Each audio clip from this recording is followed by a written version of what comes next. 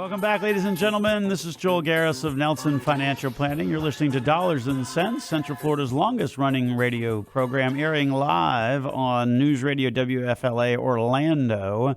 At the same point in time, we also record the audio, put it up on all the different podcast channels out there, and also doing a video as well. So be sure to check out the full-length video on our Nelson Financial Planning channel at YouTube. So this segment of the program, we're going to be continuing the conversation of some tweaks that you can do on your 401k. And one of the things we talked about just before the break was the importance of changing your contribution rate. Studies show that folks don't change their contribution rates on their 401ks, and it's so important to get in there and do that. Whether you're logging in to the computer, you have to go to HR or fill out some paperwork, whatever the case may be, make sure that you are doing that and increasing the contribution rate, particularly as your income goes up. Studies show that most people actually don't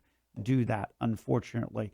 And there is some legislation that has passed that does encourage auto enrollment and does encourage auto increases, or at least gives folks the opportunity to select those features. I would certainly encourage you to select those features if that's available to you on your plan. If you check the box that says, I want auto increase on my contribution, then guess what? You don't have to worry about doing it or not doing it. It'll happen automatically. We highly encourage that approach. Speaking of 401ks and tweaks to do on the 401ks, one of the things that we don't encourage is this notion of taking a 401k loan. It's amazing to me how easy it is to take a loan on your 401k. In some cases, it's as easy as logging in, signing on, and simply clicking a few buttons. The problem with that is that means that money is no longer there to be able to grow and compound for your retirement. What it also means is that now you're paying back to the plan money that was already there. Because when you take a 401k loan, then you've got to then turn around and pay that back. And typically you have to pay that back within a 5-year period of time. So depending on how much of a loan you took, you might very well have a much larger portion of your paycheck going out than what you originally had because you've got to make the loan payment. The biggest trap with 401k loans is what happens when you change employers. Look, we all know the studies that say that there's a much higher level of job changing happening in the workforce today than there was 30 years ago. Some estimates say that the average employee today spends about 3 years on any given position with an employer before they will move off to a different employer. Well, what happens when you move? If you've got a loan on your 401k, that means that all of it is due and payable, or it winds up being treated as a distribution. And if you're under 59 and a half, not only will that distribution be taxable as ordinary income, but you will also have to pay a 10% penalty on that amount. So that's the really big trap that exists with respect to 401k loans, is that if you're like the average employee out there and you go through a number of job changes during the course of your career, you're going to fall into a pretty big trap if you change jobs and still have a 401k loan. That's why we're generally not particularly big fans of doing a 401k loan in the first place. Another item to really tweak the 401k about is, of course, the allocation. Make sure you're not too conservative on an account that's going to have to be generating growth for the years between now and when you get to retirement, and then even more so in retirement, you're still going to need some level of growth because you need that growth to cover the income that you want to be getting in retirement. And we'll probably have time to do this on the program. We'll talk a little bit about the role of inflation and how much that affects your amount of money that you need in retirement.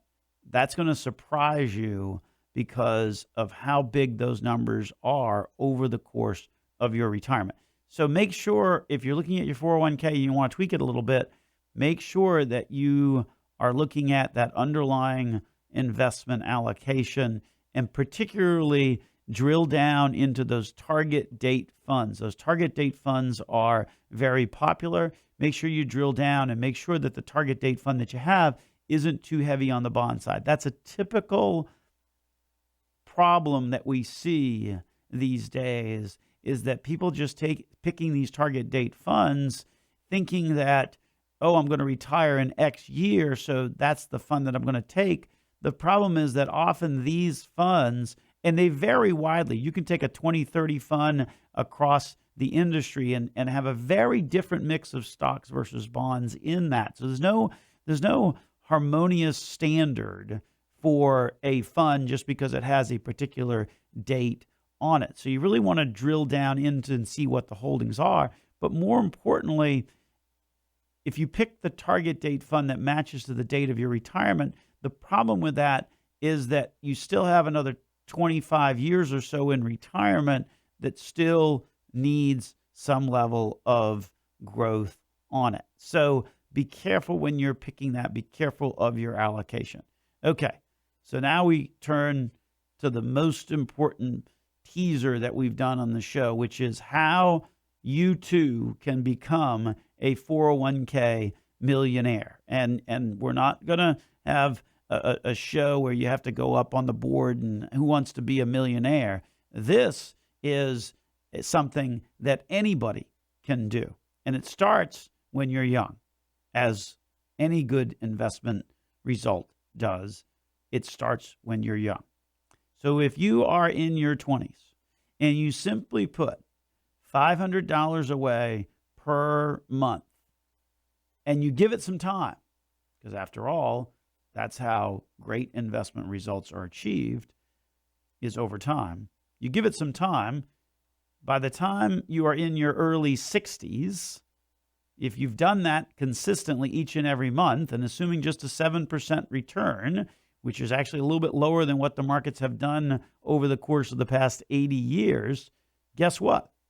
You too can be a 401k millionaire. The good news on that is there are more 401k millionaires out there than ever before. So there's more and more people doing the right stuff with their 401k, and that's really great and exciting news. But how do you do it? It starts early, and it starts often, and it starts with consistency, but it doesn't have to start with a lot of money. We'll wrap up that piece of the 401k millionaire conversation when we get back after this break here on Dollars and Cents with Joel Garris of Nelson Financial Planning on News Radio WFLA Orlando.